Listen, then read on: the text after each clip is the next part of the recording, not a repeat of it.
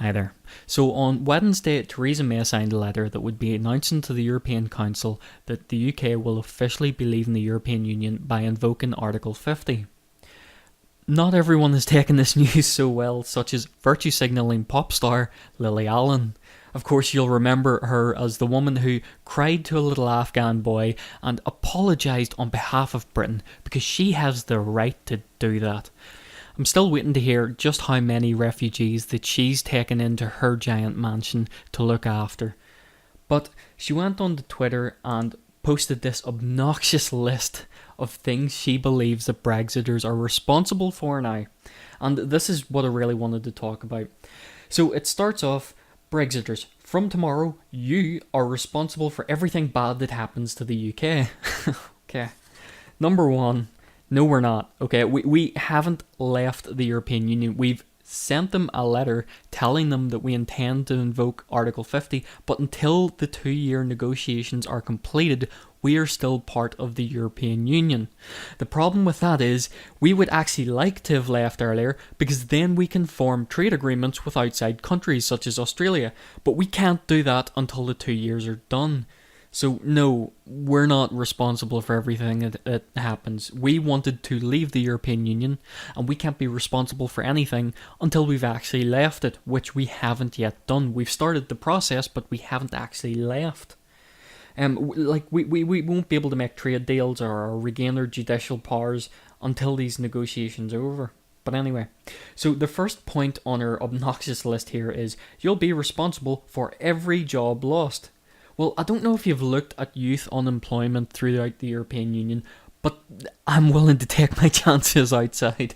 If you look here, you can see that in December 2016, Greece is sitting with almost a 45% youth unemployment rate.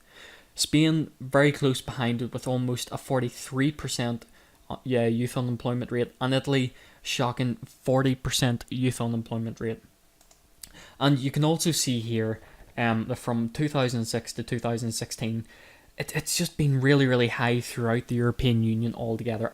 At its worst in 2013, we were sitting at just shy of 24% youth unemployment rate.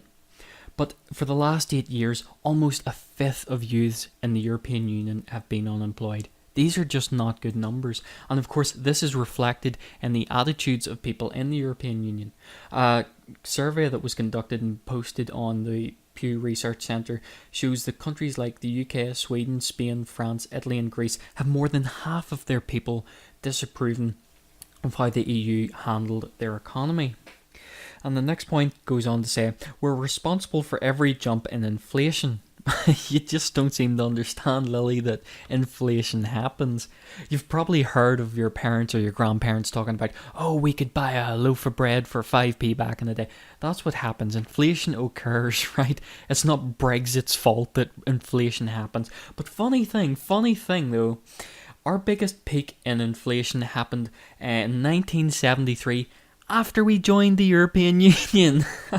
But you didn't mention that, did you? If you're so worried about inflation, why didn't you bring up the fact that the biggest peak in the UK's inflation for the last 60 years happened in 1973 after we joined the European Union?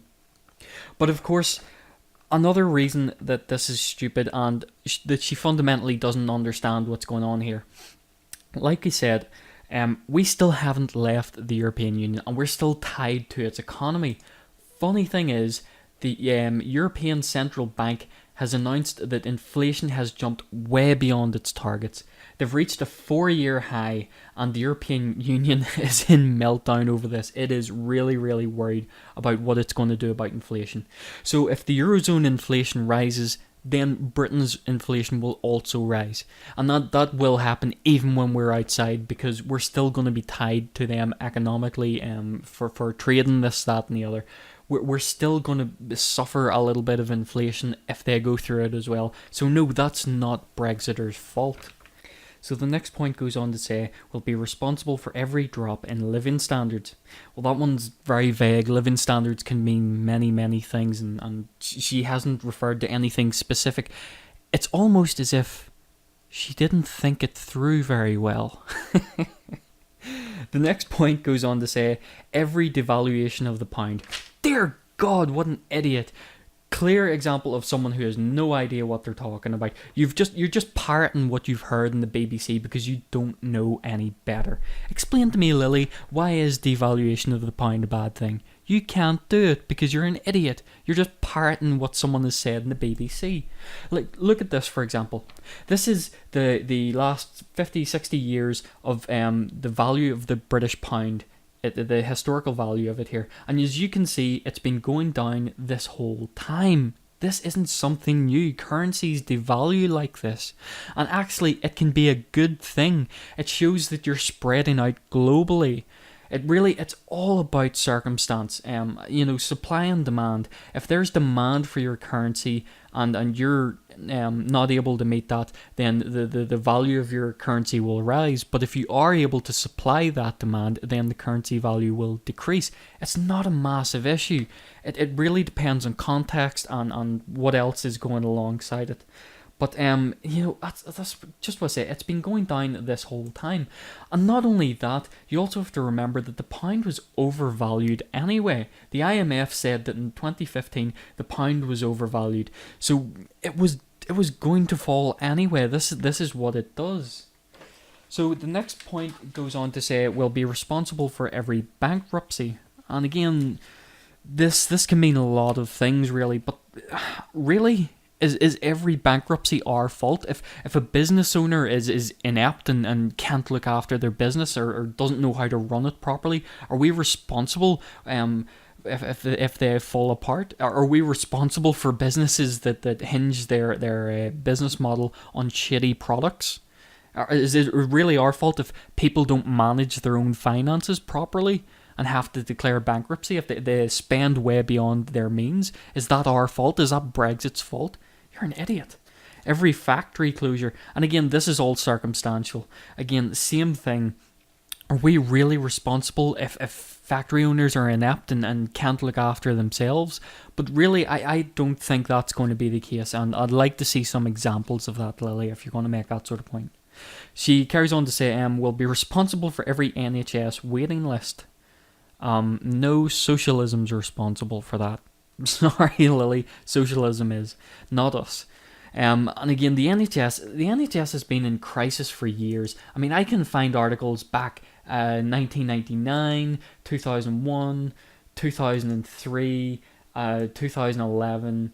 There's all these articles. Oh, NHS crisis, blah blah blah. That's not Brexit's fault, Lily. Don't be stupid. Well, of course, you're Lily Allen, you will be stupid. And again, she goes on to say, every young person stuck in a dead-end job, I'll refer you back to my youth unemployment thing there. It seems to be a problem with the EU in general. But really, if you want to blame someone for youth not having a good job after, say, for example, they come out of uni, try blaming that on social justice. How about those silly social justice and humanitarian courses that get them nowhere? Of course you won't blame social justice for it. Every lost trade deal with the EU, that has got nothing to do with them being stubborn pricks. No, it's all our fault. It's all our fault if they don't want to cooperate. Yeah, well said, Lily. Every missed opportunity, and again, that's just so vague. Like what? Give us specifics, something I can relate to, something tangible. Everything without exception. Oh, there we go. That's the pinnacle right there. Basically, what she's saying is, I'm a spoilt brat. I didn't get my way, and I'm going to blame you for everything because blah blah blah blah blah. You're a child, Lily. You're a spoilt child, and you have no idea what it's like to be the working person. I hate that. And of course, she ends it off with this little paragraph. This will all be your responsibility. You now have to take responsibility for your Brexit delusions and misjudgments. Unlike, of course, the EU lies. Like, remember when David Cameron told us that we'd be going to war if we left the European Union? Or when George Osborne threatened us with a punishment bill if we didn't vote the way he wanted? You can no longer blame the EU or Remainers or anyone but yourselves. Well, when we actually leave the European Union, then I'm happy to take responsibility. You are responsible and no one else. expect to be held to account. Oh, I'm sure, Lily, I'm sure you will never let it go. Just shut up, please.